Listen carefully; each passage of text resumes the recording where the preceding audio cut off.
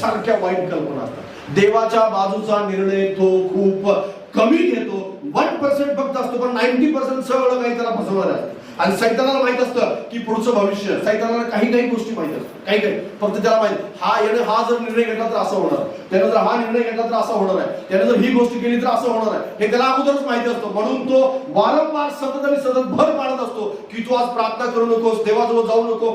रोज सकाळीच ठरवतं की तुम्ही आज निराशेमध्ये राहणार आहात की तुम्ही आज आनंदामध्ये राहणार आहात. ते रोज सकाळी ठरतं.